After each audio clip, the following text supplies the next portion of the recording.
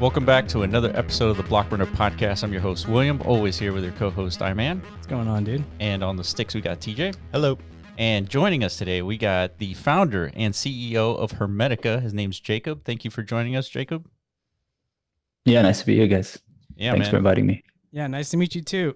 So, man, it's been a while since we've had like really good, productive DeFi conversations. Because we come from the Ethereum landscape last cycle, but because of the recent, well, not so recent anymore, occurrence of ordinals, it kind of brought us to the Bitcoin ecosystem, right? But through our year and a half, I guess, of development and exploration, we've come across a lot of big major issues when it comes to the Bitcoin ecosystem, right? And executing, first of all, on DeFi is a big one, due to the absence of things like programmability and functionality, stuff like that. Yeah. But even sustaining DeFi as an activity period without like core pillars of stability, like a stablecoin, right? Like it's a major problem. So BAMP introduced us to a potential solution like a month or two ago, and we've been hearing a lot about Hermetica. So if you can give us a background about yourself, your team as builders in the Bitcoin or DeFi ecosystem, and what led you to want to contribute to this big problem of stability for DeFi. Yeah, great question. I can give a quick intro on myself. I'm a software engineer by trade and fell in love with Bitcoin 7 years ago now, 2017. I have a background as an entrepreneur and built a business in the developing world. And when I found Bitcoin, really quickly realized that this is a technology that can fundamentally change, I think, the whole planet and how we do most everything as humans, because everything is underpinned by a financial system and a control structure that comes from that financial system. And if we have one like we have with Bitcoin that is not controlled by a central bank or a government, then that has very deep implications. So really devoted myself to Bitcoin since then. That took many different forms. I started a Bitcoin mining company. I got really deep into the Bitcoin markets, futures markets, spot markets, ended up working at Kraken, the exchange, for a while because I really felt aligned with their ethos. The founder there is also not the CEO anymore, but very Bitcoin focused, very Bitcoin aligned. And that led me into DeFi. I worked in corporate development there, did some deals from the balance sheet from Kraken, and that led me to explore Ethereum, Solana, NFTs at the time. And then ended up really learning more about the technologies around Bitcoin. I built on Bitcoin in 2019 with Lightning, and that was an interesting experience, but came away from it really missing something. Like there was not enough there to actually build a scalable protocol, I think, and it kind of has played out, unfortunately, I think, with Lightning. But when I discovered like some of the L2s building in the space, that got me really excited about the potential of actually building Bitcoin DeFi. I think we need a financial system on top of Bitcoin that can rival the financial system that we have today, not just Ethereum and Solana. I think they're actually somewhat allies to what we're doing. And but really we're going after the big incumbent financial system. So we have been devoted to that since 2020 as a team, Hermetica. Our goal is to further Bitcoin DeFi and do that in whatever way we can. The solution or the product that we're bringing to market now and have brought to market on the Rune side is a stablecoin. It's a delta neutral mechanism. We can talk more about that if you guys are interested. Yeah. And we think that a stablecoin is one of the most important elements to build a financial system, because obviously everything is still denominated in dollars. We denominate our portfolios in dollars. I think we probably are keenly aware of that over the weekend. And so that's why we need dollars. Yeah. Did you know that we're more than just a YouTube channel? We also built Mscribe, the first inscription platform built from the ground up for the Metaverse on Bitcoin. Connect your bitmap ordinals and use our tools to bring your community into the virtual realm. Support us by joining the movement at mscribe.io. Like, comment, and subscribe for the latest alpha. Back to the video. Yeah, do you want to give like an overall, like, because we understand, like, we've been crypto native for a number of years now, and we understand like the value proposition of a stable coin, but do you want to give your take on like the implications of a stable coin and what that might do for an ecosystem of like DeFi and economic development on top of Bitcoin? Yeah, absolutely. I mean, so as I mentioned, if you look around the world, every contract, every bill, every loan is denominated in dollars in some shape or form. Even if it's a different currency, it all flows back into dollars. So the global economy runs on dollars, and if we want to bring the global economy on Bitcoin on an on-chain system, we have to represent all the assets that people want to trade in. Most everybody except hardcore Bitcoiners denominate their portfolio in dollars, mainly also institutions. So if institutions want to interact with the system and they can't represent the asset that they denominate their portfolio in, then they have a very hard time interacting with that system and bring liquidity into that. If you look at the Ethereum and Solana ecosystem, it's around, I think, 70% of on-chain transaction volume that is done by stablecoins. So there is a very clear product market fit. It's one half of most transactions in those ecosystems, one half of every swap, one half of lending and borrow transactions. Perp transactions are margined and settled in USD or USDT and USDC. So it is one of the core pillars of every other ecosystem, DeFi ecosystem, and it is the denomination for global liquidity in general. So I think if we don't have an asset that institutions can get behind, if we want it or not, institutions are where the money is, and can represent that on chain and interact with applications through that asset, then we will have a really hard time building out the infrastructure that we need on Bitcoin DeFi. That's why we are bringing it to market in the way we're doing, and think it's so important. I think it's really hard to evaluate how important Bitcoin is in the context of like our economic environment, like throughout like a global economic situation that we have. And like you're saying right now, everything's backed by the dollar just because we have like the military force to kind of support that, right? But I think Bitcoin is so valuable that it could back the world's reserve currency. But there's no way that we're all going to be trading in Bitcoin, right? So there needs to be some sort of digital stable coin as like the fundamental layer for like our entire ecosystem, right? So having said that, it's like how do you stabilize something like a Bitcoin backed stable coin in a way where things like this weekend where we saw 25% losses in many of the crypto assets? How do you reconcile the volatility of cryptocurrencies' nature? Yeah, great question, right? And I think there's many different or a couple different approaches of how stable coins can be represented. One of them is an over collateralized system where you basically just, since Bitcoin is such a volatile asset against the dollar, you make sure that it's over collateralized. Let's say you put 50% more Bitcoin into that vault or whatever smart contract that is represented, and then issue a stable coin against that. I think it is a good solution. I think it has challenges because you have to manage that liquidation risk, and is not as capital efficient in that you always have to over collateralize. You have to have a lot more Bitcoin value locked up than you can actually represent on chain as a dollar.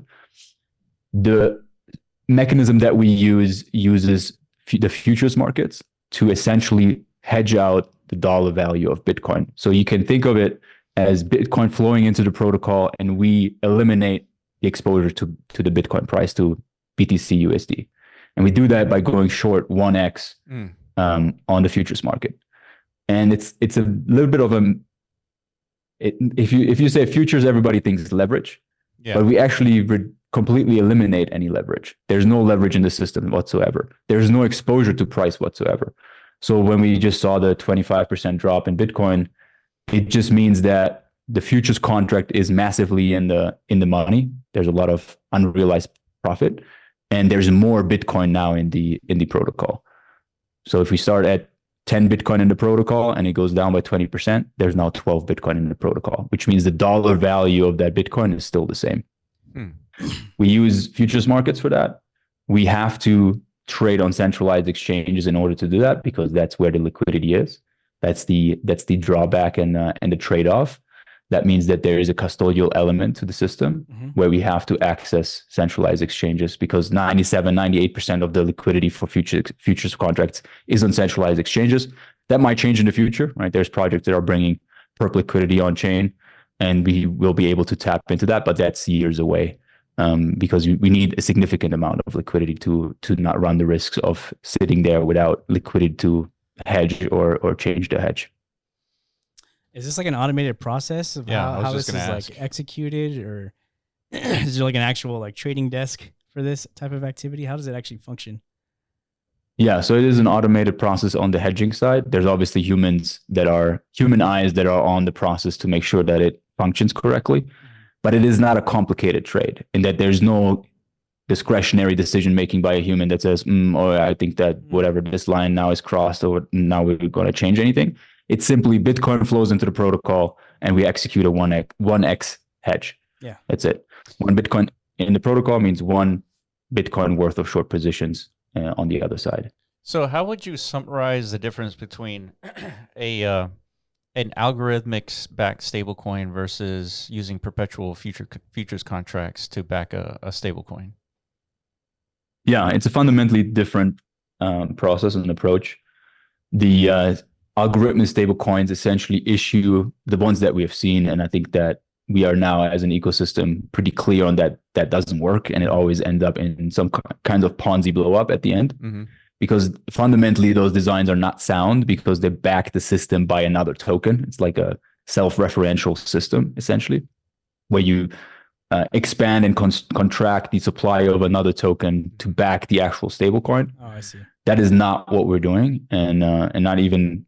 I mean, people compare it, and it's important to see the differences. But it's a fundamentally different system where for us we essentially just hold an asset and we hedge the volatility out of that asset. So it's an asset-backed stablecoin, but we add the layer of a futures contract on top of it, which allows us to do a couple of things. One, it is a lot more capital efficient, meaning we can represent 100%, close to 100%. There's maybe some slippage, some trading fees of the Bitcoin value as the stablecoin. And then there's a yield component to it, which we can talk more about it. Yeah. Obviously, that's interesting how that works. That we can then pass on to folks that hold the stablecoin and make that stablecoin even more appealing, which is in my mind very important because that allows us to attract capital that is otherwise maybe not interested in holding a Bitcoin-backed stablecoin, but is if they can earn 10, 20, 30% yield on that into the Bitcoin ecosystem and use that as an anchor or a mode of attracting more capital in. Yeah, I remember, what was it, 2017? When was it that Tether first came out? It was like 2017, right? Maybe even 2016. Yeah. I think earlier, 2013, pretty earlier. Yeah, because I remember looking at Tether because it was the only stablecoin around, and it was hard for us to use it just because it was so like a foreign concept, like in crypto at the time. And at the time, it was like also kind of sketch to a certain extent. I don't think there was as much transparency back then to what it is today, right? And there was speculation around. Yeah, it's a new product, right? It's a new thing we have to kind of familiarize ourselves with and trust at the end of the day. Yeah, because that's an absolutely like a centralized approach, right? Yeah. So along with the ethos of decentralization of Web3 and stuff, it's just counterintuitive in a sense, but ultimately it still functions and services the ecosystem pretty well up until now. But that kind of is a good question. Like, is that really the ultimate goal, I guess, for like the stablecoin development space? Is Tether's a giant, a monster. We keep hearing about how much money Tether generates as like a business. 20 billion a quarter or something like that. it's they made 6 billion last 6 months. Yeah, exactly. Profit. Yeah. So they're obviously not going anywhere. They've got an infinite runway at this point, right? And whatever they're doing works. But what are the actual risks that they impose if there is like one systemic wise to the entire like industry of cryptocurrency? If we rely too much on these mechanisms, is that what your goal is? And other developers like yourself is to kind of make the ecosystem aware of those risks and introduce new products to kind of like deleverage our entire space. Like, what would you? Yeah, 100%. I think that I'm a fan of Tether. I mean, I use it myself. I think the ecosystem would not be the same without Tether, and they have done a fantastic job, and they have achieved, I think, like the holy grail of a stablecoin, which is kind of seen as cash, right? Like if you go to Binance and you trade, it's just Tether on the other side of the trade, and that's normal. And you can pay anybody anywhere with Tether and pretty much accept it. So it's really amazing. how they achieve that and how they've contributed to the ecosystem. And at the same time, if you look how Tether works, it is essentially dollars in the bank account or treasuries. They hold a lot of treasuries, reverse repos, etc., to earn some yield. And so it's firmly tethered into the financial system, into the US banking system. And there's a number of reasons why I think we need to diversify away from that. I'm not saying we are 100% a better solution and you should only do this. I think that both of those solutions have their place. They're just different trade-offs, where they're in the fiat system and back it by banks and dollars in the bank account and treasury. So dependent on the US government, essentially. Our system is completely outside of the fiat banking system. We actually don't have a bank account for the whole business. So we run without bank accounts. I'm personally, not that I'm not a fan of banks, it's just that I think the user experience of banking is horrible in most instances, where you have to ask them to permission to do anything and they block you by anything that is remotely suspicious in any shape or form. And then what we've seen last year with SVB is that there can be crises in those banking systems that can lead to very severe impairment of collateral, and that can have very significant impact on our ecosystem if everything is denominated in that stablecoin. We have seen, like, when USDC went depegged, I think it was 10%. Yeah, there were some serious issues in the ecosystem. I was scared. I don't know if you remember that. Oh yeah, yeah, we remember. Oh yeah, we had some definitely first-hand impacts. Yeah, it was definitely one of the more terrifying moments in our Web3. Yeah, we just never anticipated that USDC would get depegged. Like, it was just not even in our bingo card. Like, it wasn't a thing that we would strategize against. Correct. And exactly that's a huge problem. So that's what I like about Hermetica, is that it is completely disconnected from the concept of fiat for the most part, right? Because ultimately, I think Bitcoin is going to be the way, like in terms of like how we value things, and then having a stable coin that is supported by Bitcoin, like, it just makes a ton of sense. So to outline like the risks between like kind of depending on like the government, like the dollar backed like oil money, or are we, the risks here for Hermetica is basically having like a viable like a futures strategy. Is that how you would like outline basically the two different paths here? Yeah, so let's talk about the risks, right? Because I think it's really important to go eyes wide open, and we want to do a really good job at being fully transparent and communicate with our users in the community of what the risks are, because there always are risks. Whatever system you interact with, there's always risks, right?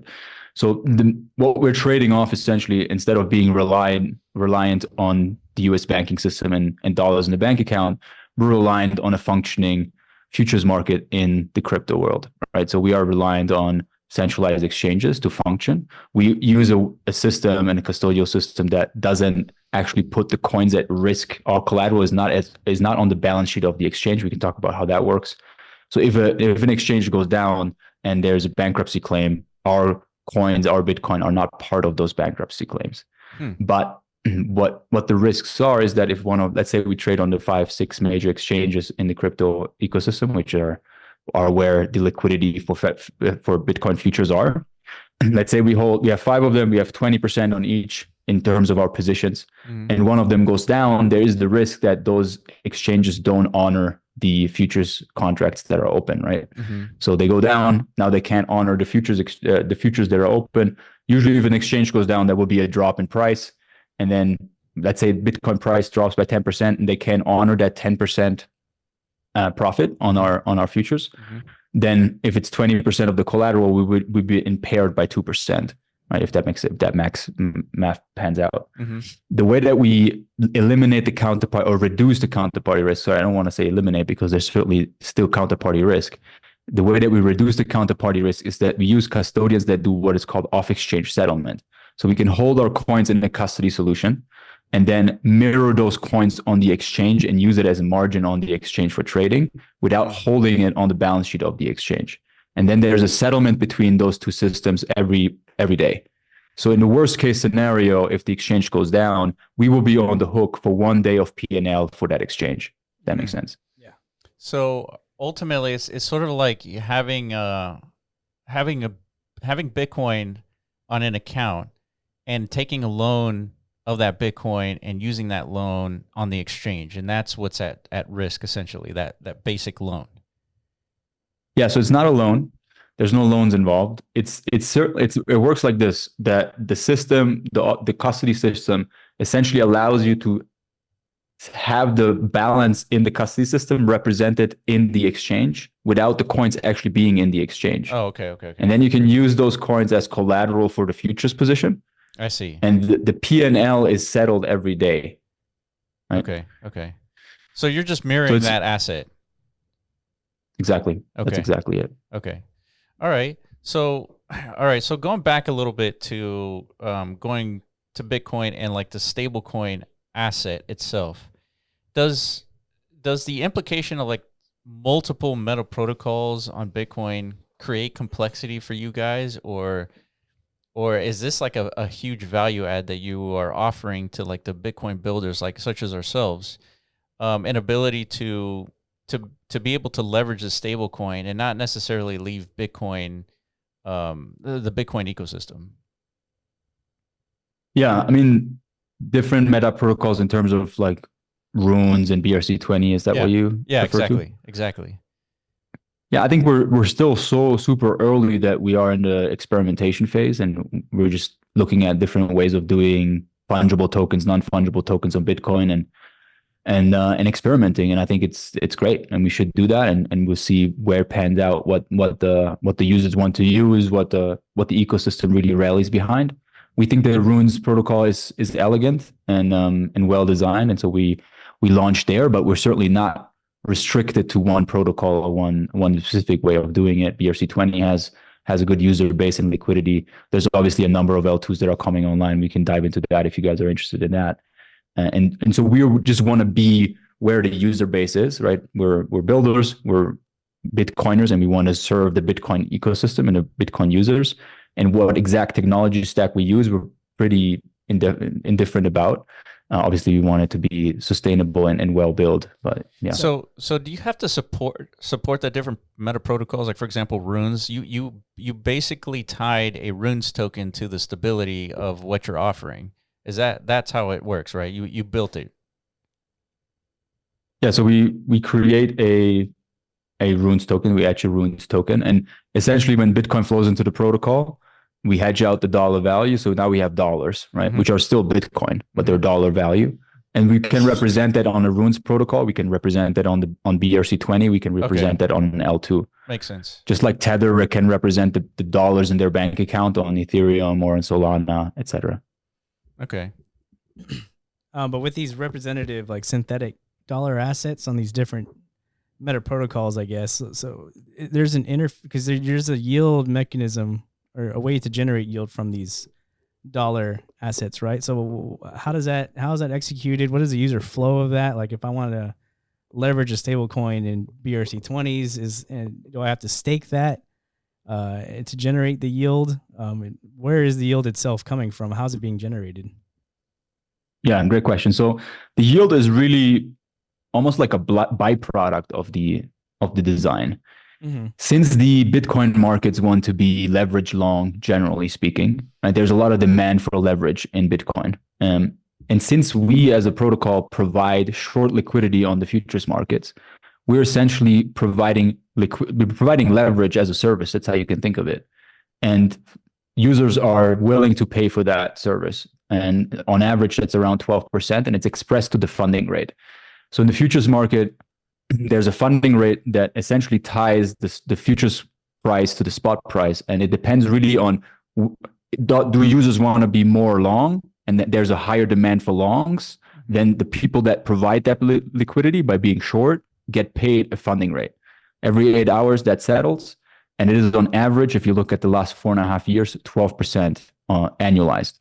So if you're short, you get paid 12% on your dollar value every year on average.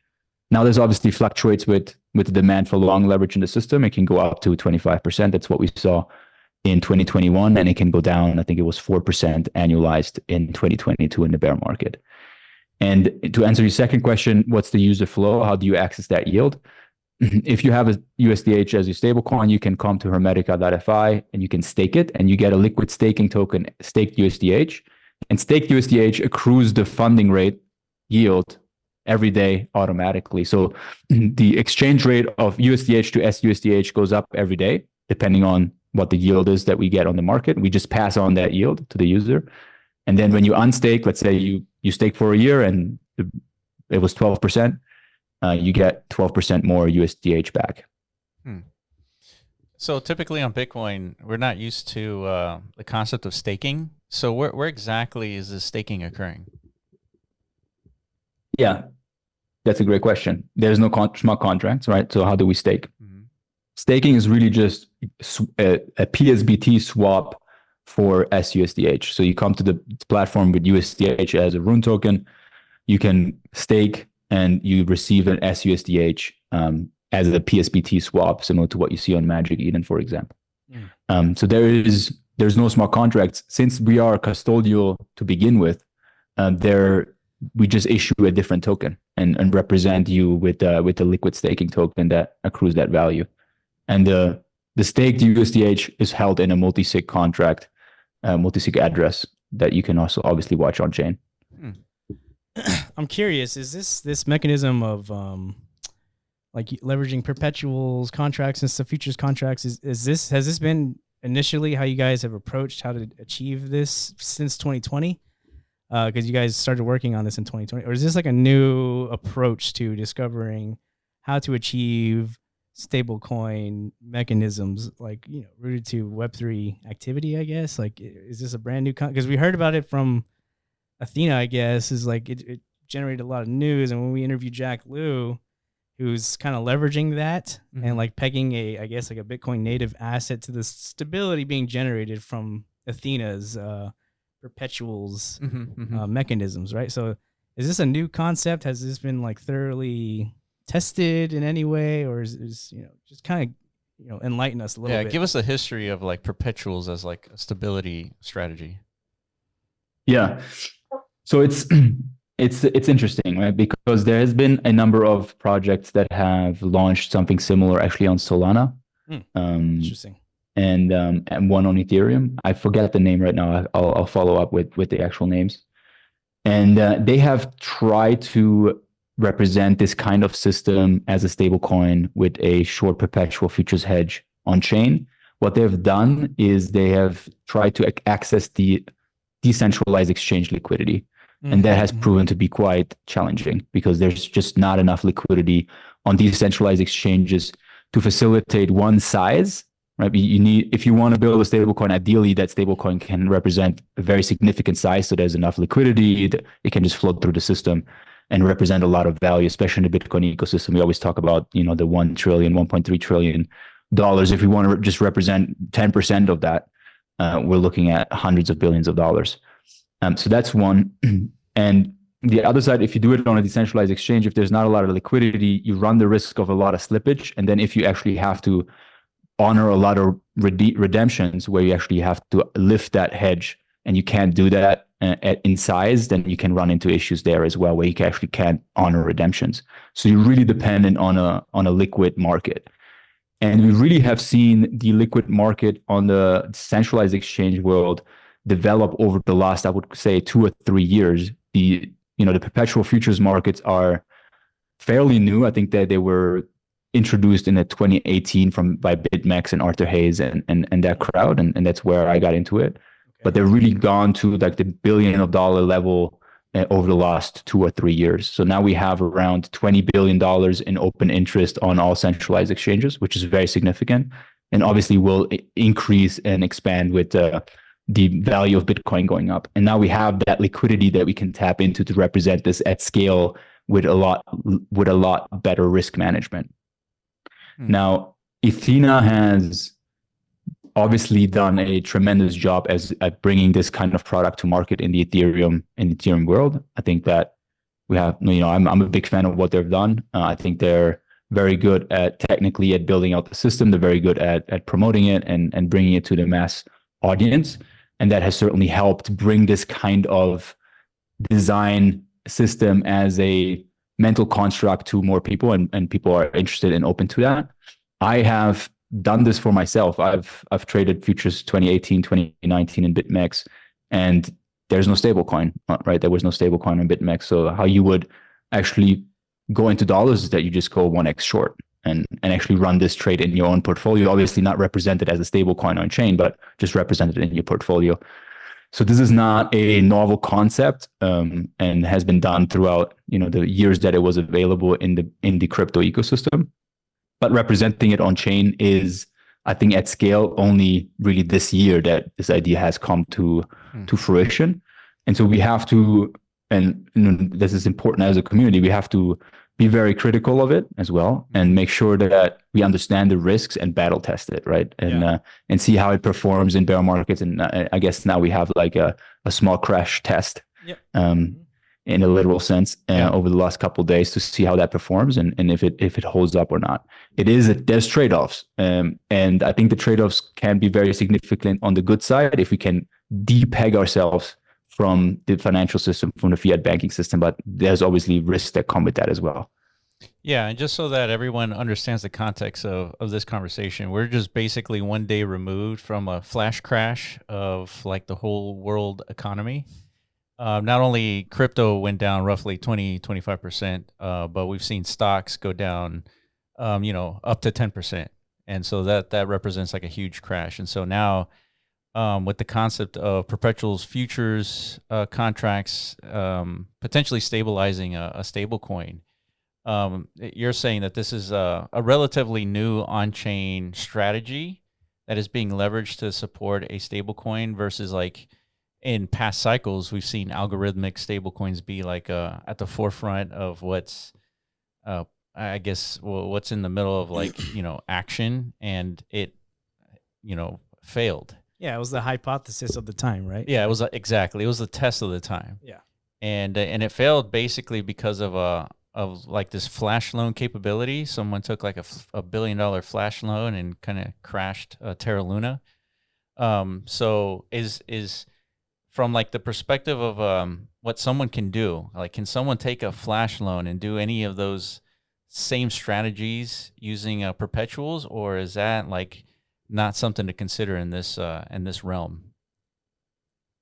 Yeah, I think Terra Luna really failed because it's the flawed design, and it was only a matter of time till the time bomb goes off and it implodes, because it's a self-referential system that is not sound and is not based in reality. And it works really well if everybody's piling in and VC money is supporting it, but then it implodes dramatically on the way down. Mm-hmm. This is what we're building is completely different in that it is a sound design, and obviously in our opinion, and it needs to be stress tested and looked deeply into, mm-hmm. which doesn't rely on any algorithm to make decisions or any expansion of a token supply and self-referential. It's Bitcoin and a futures contract. Mm-hmm. Futures contracts are fairly new in the crypto ecosystem because crypto is fairly new in general, but it's not anything new in the traditional markets, right?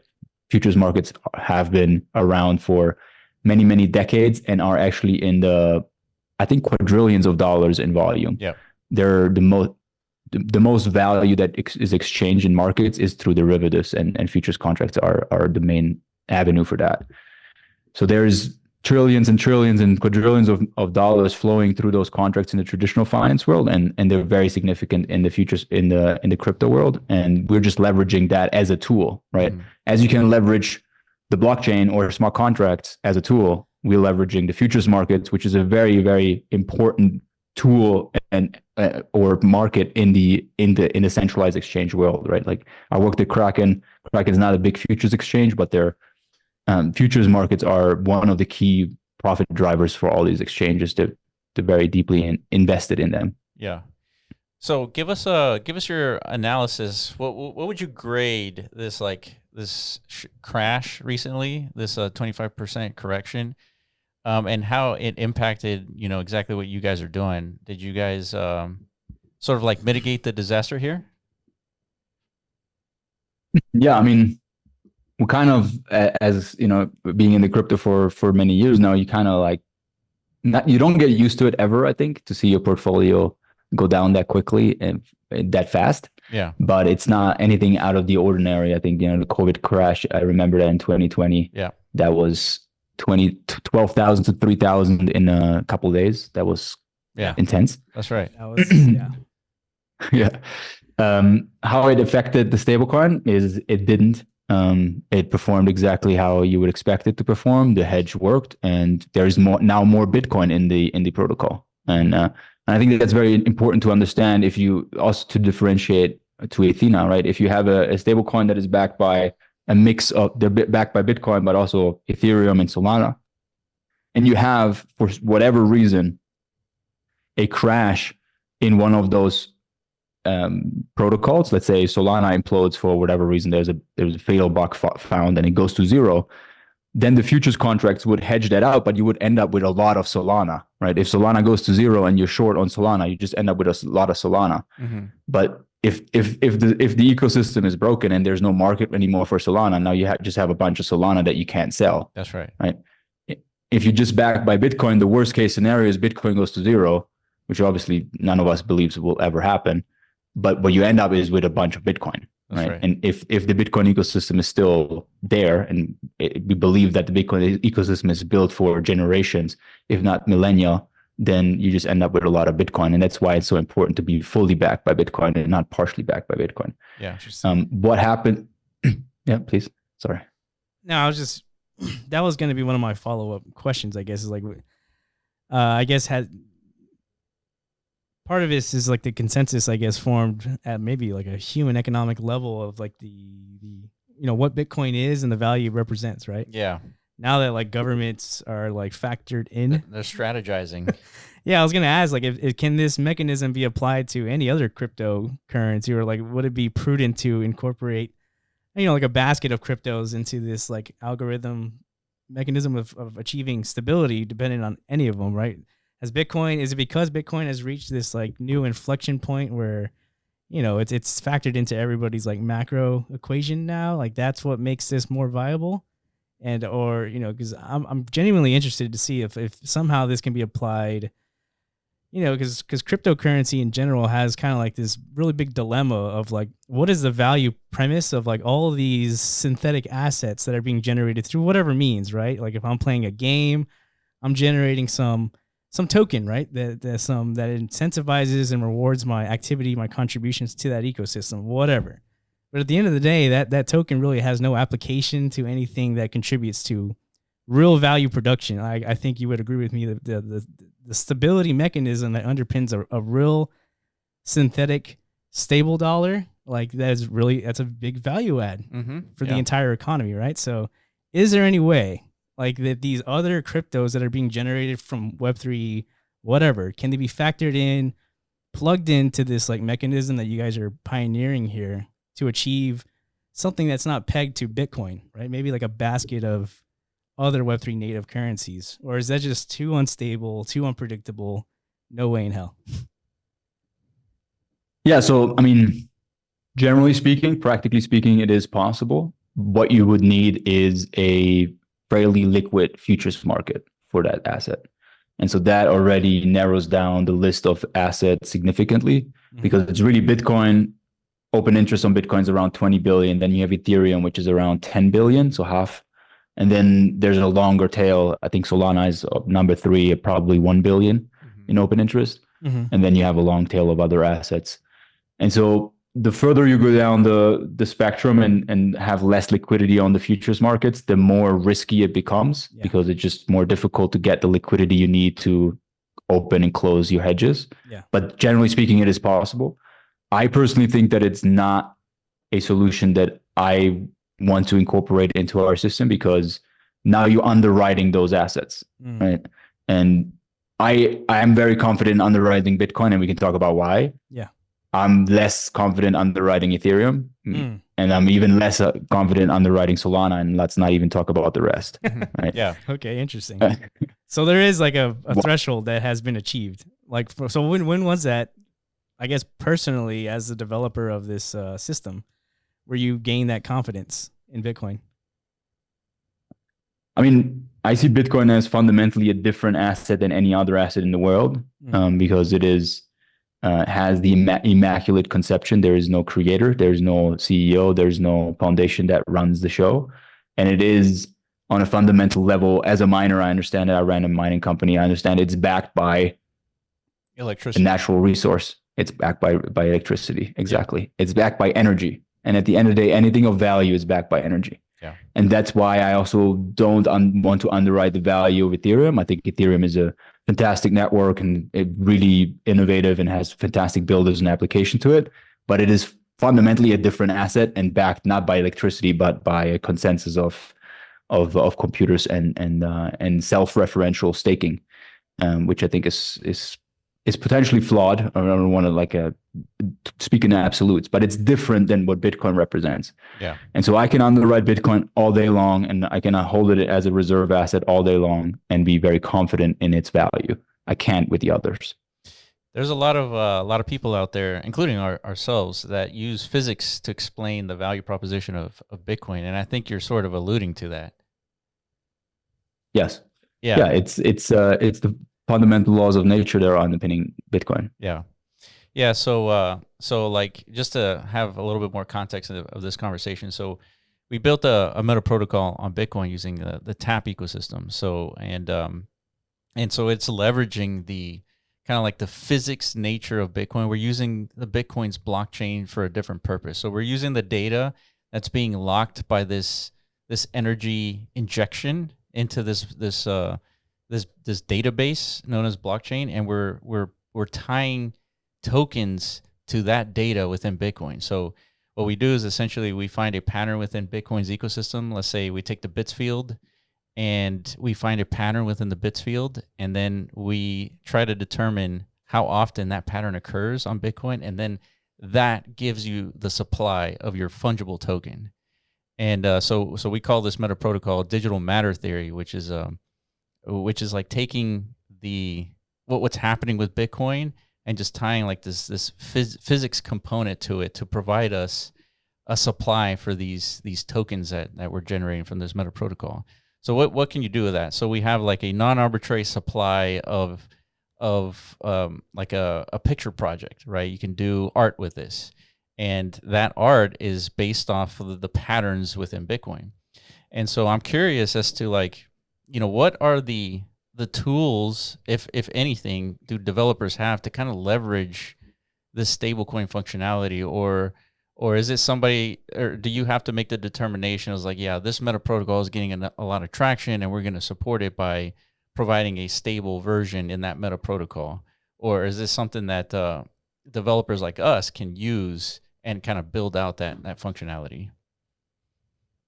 Yeah, I mean, so fundamentally or generally, it's a permissionless approach in that there's a representation of dollar USDh on runes, and you can do whatever you want with it, right? You can open it up on your application, for example, Liquidium. You can actually borrow against the stablecoin and borrow Bitcoin. You can put it into a liquidity pool on DotSwap, etc. And that can happen completely out without our permission.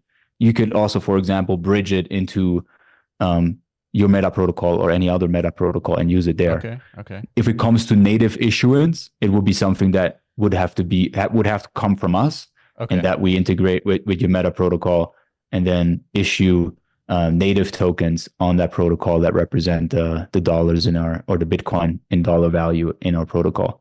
Just so that I understand, so native issuance would require some sort of like a volume threshold for you guys to even consider.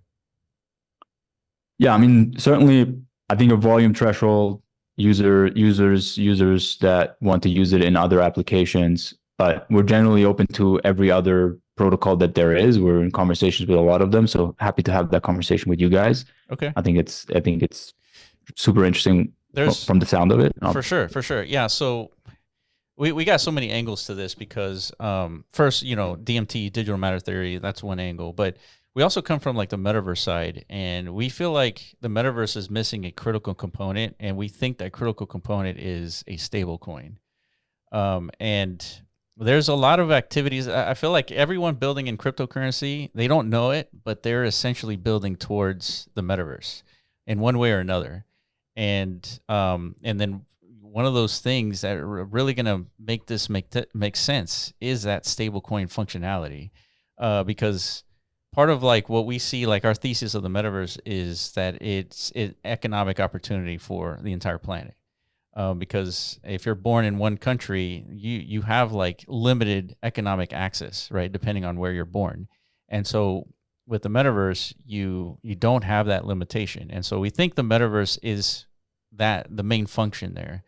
But the critical part that's missing is that stable coin. So we're trying to figure out how do we provide like these activities within the metaverse that is underpinned by the stable coins, so that we don't have like this situation where tons of people are like actively using a game, they're earning this token, and then all you see is number go down forever, right? Just because all they're doing is they're collecting this token and then, depreciating the price. And so we feel like the stable coin mechanism is like the missing part to like having a viable economic system within the metaverse. So I'm just trying to figure out like how do we leverage the functionality you built in a way where us developers can experiment? I think just like first, since you've already integrated with runes, it's just finding ways to integrate runes with what we're doing so that we can take advantage of that. That would probably be the best like prototype. Would you agree?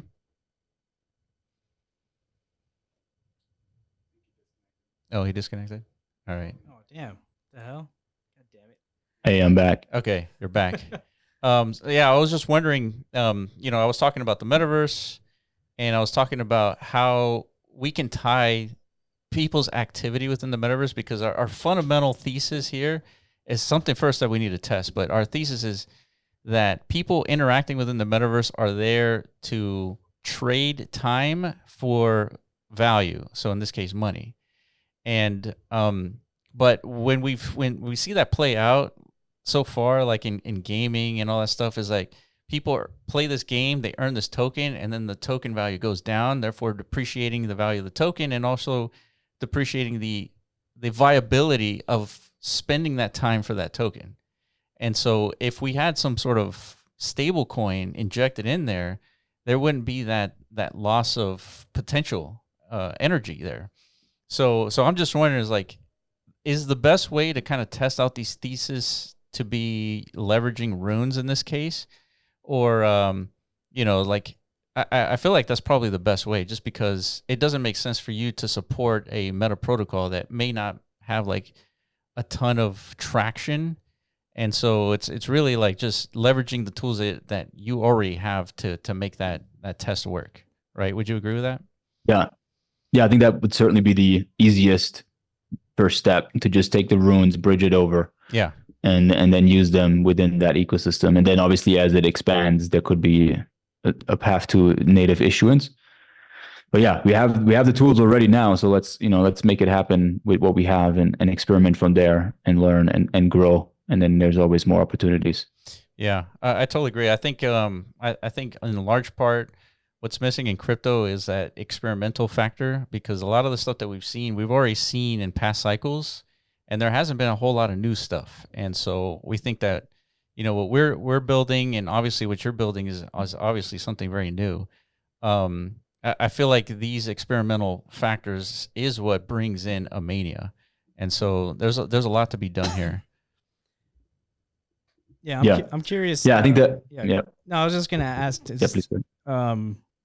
Just curious, because factoring in if there's at all any considerations, maybe like future additions to the protocol in any way, like a DAO component, right? So this is something, again, not typically something we talk about here in the Bitcoin space, right? Because what are the actual mechanisms to even like achieve that? But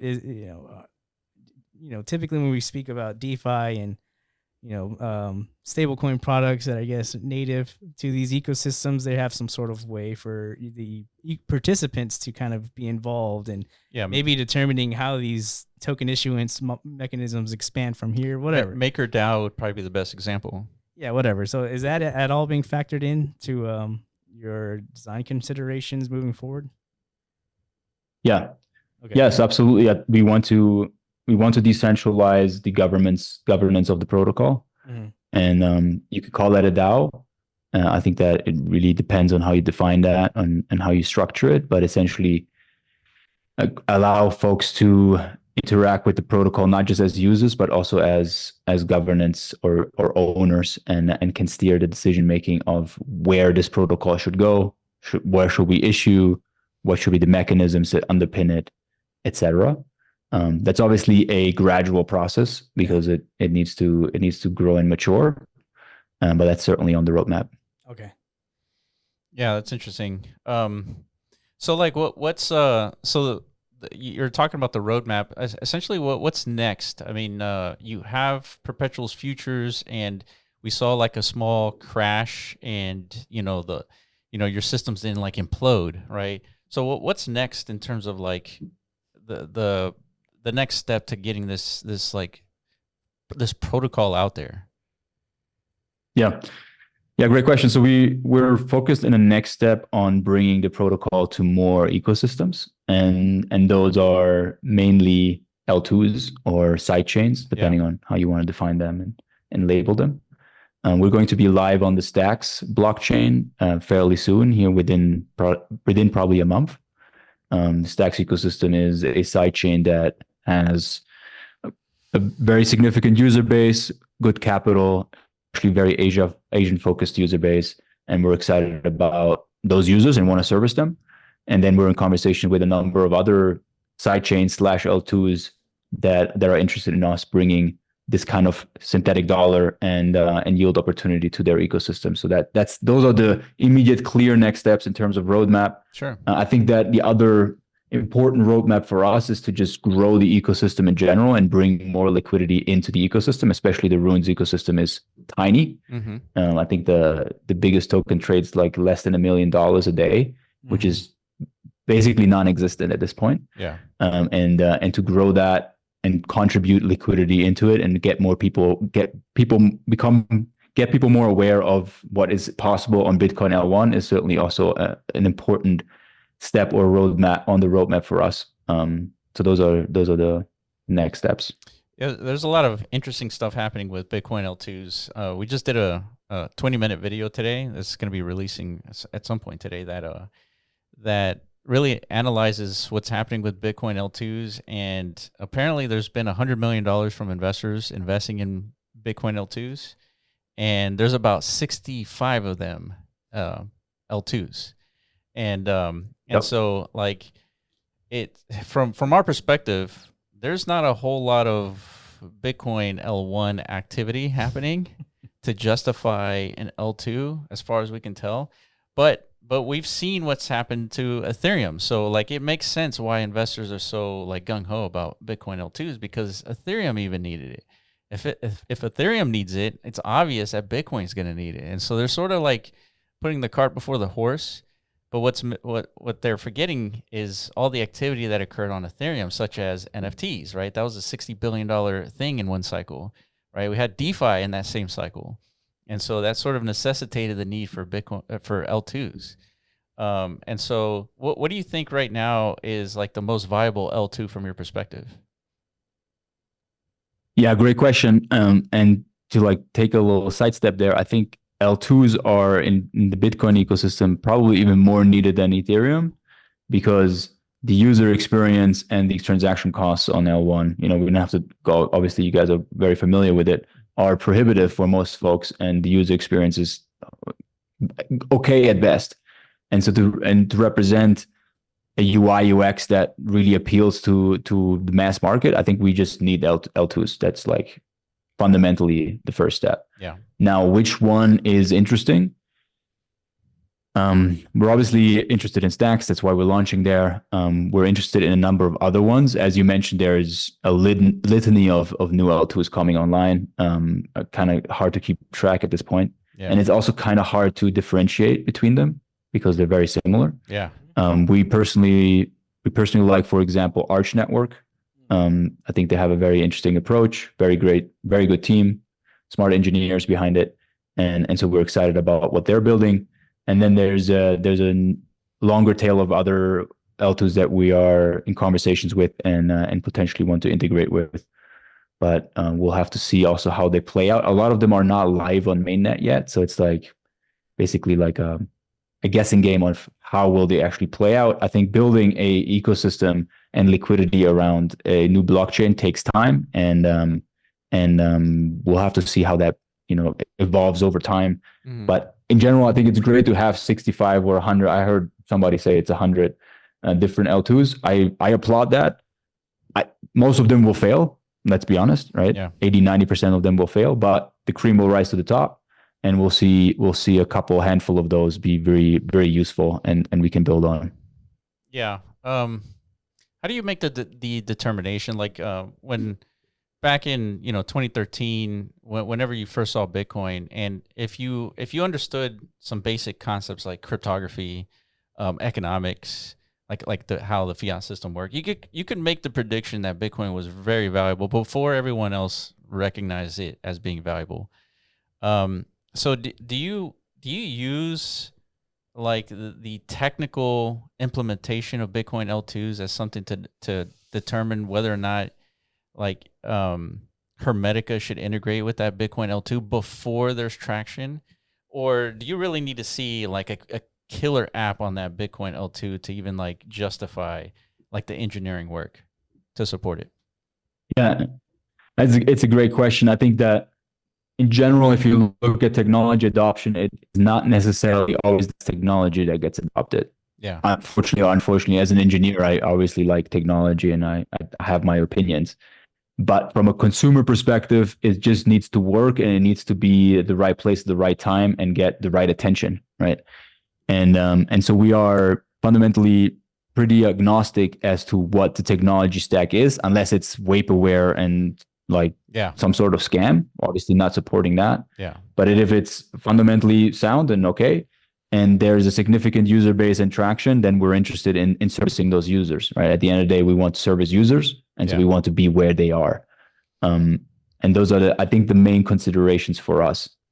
Yeah, that's how we think about it too. I mean, what we're trying to do is we're trying to like inject something new into the crypto ecosystem by leveraging blockchain in a new way. So, and we're trying to get users, we're trying to get adoption as like the most important and most valuable thing that we could do as like a meta protocol is to get that adoption, because there's no sense in like going to like an L2 if there's like no users, right? And so I feel like you're thinking along the lines of like how we think about it, because it's where the users are, and that's where you build.